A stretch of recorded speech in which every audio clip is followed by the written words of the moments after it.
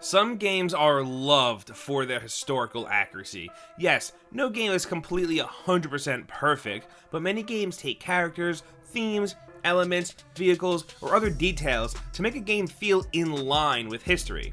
So today we're talking about 10 games with historical accuracy. This is a broad list of varying degrees of accuracy. Bottom line, a game with a good eye for real history can be great for history buffs and awesome for people looking to learn a few things. Let's dive in and get started off with number 10, which is LA Noire. This is a great one. You play as Cole Phelps, a detective working for the LAPD in 1947 Los Angeles. Most notably, this game made use of a new motion scan technology, which is used for motion capture and captures multiple angles of an actor's facial expressions, which plays a key part in the gameplay. As a detective, you're going to be questioning and interrogating witnesses and subjects, and you have to read their facial expressions to try and figure out whether or not they're lying or telling the truth, which is where that new mocap tech comes in. The expressions are super detailed and makes questioning almost puzzle-like, seeing that you're interpreting their facial expressions more than what they're actually saying. Some of it is actually so realistic that it's actually kind of funny, but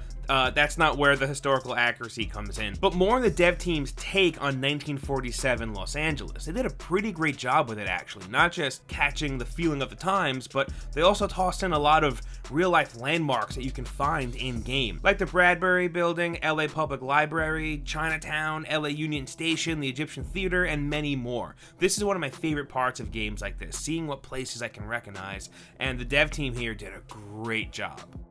Moving on to number 9, we have the Brothers in Arms series. When you're making a World War II shooter, you want to make sure there is some historical accuracy, seeing that it's about a major moment in history, and Brothers in Arms gets it right, from weapons to locations. Gearbox Software really did their homework for this one. For weapons, they really studied them to get them looking right, and even shot some to get an accurate feel for them. They also interviewed veterans, researched soldiers who actually fought, and studied the architecture of the places you go in the game to really try and get it right and dial it in. During the development period for the first game, they actually worked with a retired US Army colonel to help develop the gameplay and make sure that it was accurately tactical. IGN actually posted an article a few years back where they went and visited some of the real-world locations that are in the first two games and took photos of them to compare them to the in-game versions, and they're pretty spot on. I read on a message board somewhere that people were joking about if you play the game enough and really familiarize yourself with the map, that you could travel to where that map is in real life and give a tour of it or whatever. Now, I don't know about all of that, but I'm sure there will definitely be things that you recognize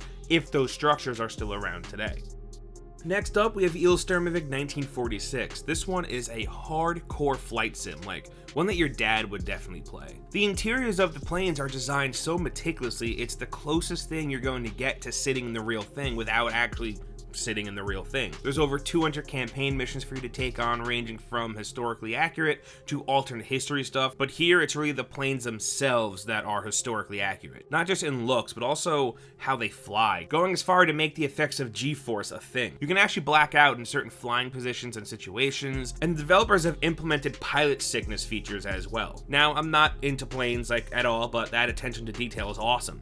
If you're looking for the World War II flight sim, there really isn't anything better. It's gotten a ton of support over the years with different expansions, and it's definitely worth your time if you're into this kind of thing. Next up, at number 7, we have the Oregon Trail. Do y'all remember this game? I remember playing this in school for educational purposes, not for fun, but then liking it so much that I played it for fun. Yeah, there are a ton of versions of this game at this point, and it's kind of hard to keep track of them all, so we're just kind of talking about, Oregon Trail, in general. I mean, this game was designed to teach students about the stuff that people went through when making their journey on the Oregon Trail, and it didn't need to be this big flashy thing either. The game is rather simplistic, but it really does a great job at doing what it's meant to do. I mean, anytime I have a stomach ache, all I can think of now is that my tombstone is gonna say, "You have died of dysentery." So it worked. I get it. I understand how hard it was, and it's something that I haven't forgotten, even coming up on, 30 years old. Oh man, I don't want to talk about that. But anyway, yeah, juggling supplies, taking care of the people you're traveling with, literally everything that could go wrong, going wrong. It kind of set me up for life in general, honestly. Life was that difficult back then, and this game was one of the best ways to get that idea across to young students. It wasn't just open prairies and horseback riding. No, that's not what it was. So yeah, if you want to see how much of a struggle it was for a mid-1800s pioneer to travel the Oregon Trail, this game still holds up, dude. At number 6, we have Total War Attila. This game takes place during the late Antiquity era, which is what, they call the time of transition from classical Rome to the Middle Ages. This game does a great job at showing the changes going on in Rome during this time, politically, culturally, environmentally. There were some pretty drastic changes that were happening. Like, it shows how climate change was affecting many civilizations, with you actually seeing the Huns migrate into Eastern Europe. Then, of course, you get the Total War gameplay when you're controlling these massive armies as you run through Rome. I don't know, I think this is a very specific historical scenario to cover in a video game, and I think the dev team deserves some praise for this one for sure. Moving on to number 5, we have the Assassin's Creed series. This is kind of a weird one. Because, look at Assassin's Creed 3. You're going to tell me that an assassin rode around with Paul Revere warning the colonial militia that the British were coming?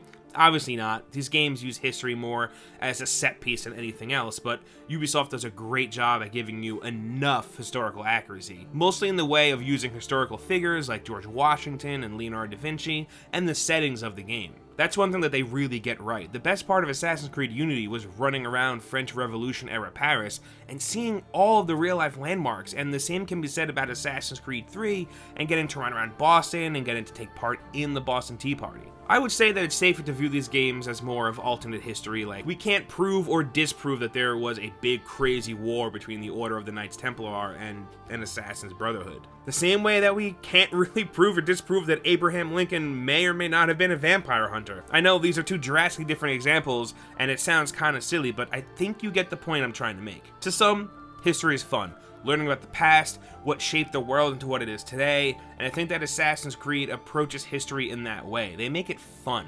It's cool to be playing an Assassin's Creed game and seeing a landmark or a historical figure or an event go down, and you go, oh, hey, I learned about that in school. And seeing that we weren't there and record keeping wasn't the same as it is today, there leaves a good bit of wiggle room and a lot of stuff in between the lines that we really can't confirm, and that's where Assassin's Creed can really do its thing. It operates in between the lines, in that gray area. Then they also do stuff like the Discovery Tour mode that we got in Assassin's Creed Origins, where it's pretty much an educational virtual museum, and honestly, I hope that's something that we keep on getting. At number 4, we have Kingdom Come Deliverance, which is kind of a weird one. One of the big selling points of this game was its historical accuracy and realism. There are definitely some realism elements to it, like sleeping and eating to stay healthy and repairing weapons, clothing, and armor that will degrade with time. Then we have its historical accuracy, and yeah, like most games, some stuff is exceptionally accurate and some stuff isn't. Warhorse Studios focuses mainly on weaponry, architecture, war, and politics, which they did get right. Warhorse actually consulted and worked with a few historians to make sure that they did get it right. So you'll see real castles and other architecture recreated in-game. Weapons and clothing were also recreated with historical accuracy in mind, with weapons actually being wielded the same way they would have been back in 1403 Bohemia. It's not all perfect, of course, but it's really interesting and makes the effort totally worth it. The hardcore might find faults, and they're definitely there, but for most people, it seems like they're happy with what they got, which is fine. Like I said, the weaponry and architecture is great, and it is cool to see weapons and clothing and armor that people would have been using back then. Also, how cool are swords? Next up, we have Paradox Interactive's massive grand strategy hit, Crusader Kings 2. It's important to note that the game tackles very old kingdoms and empires that can't be detailed with 100% accuracy because they're just so old, but Crusader Kings tries its hardest while also staying fun. And man, they did a good job. It acts as a simulation, a model representation of history that tries its best, and it drops you into play with all of it. Kingdoms, rulers, many dates, and how land and feudal relationships often go down are all represented here. Things change because you're playing in the game, of course, so you should not take the game as like a history lesson to use it to finish your schoolwork or anything, but you get a lot here. If you appreciate feudalism and history, you'll enjoy biting into Crusader Kings 2 for sure. At number 2, we have Theyre Done. Sorry, I'm not French, so we're just gonna move on. This is a really cool one because it's actually a World War I first-person shooter, which I still don't think we have enough of, honestly.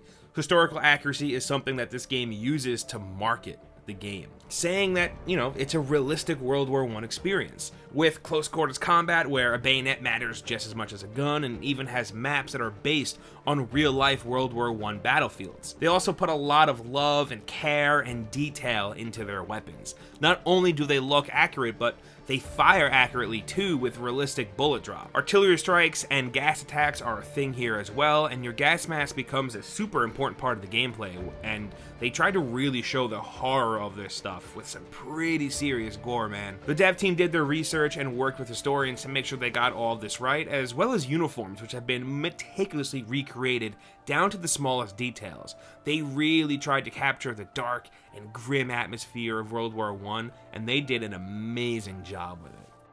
Finally, at number 1, we have Combat Mission, which is a PC game series that aims to recreate tactical real-world battles and have you play through them in hybrid turn-based gameplay.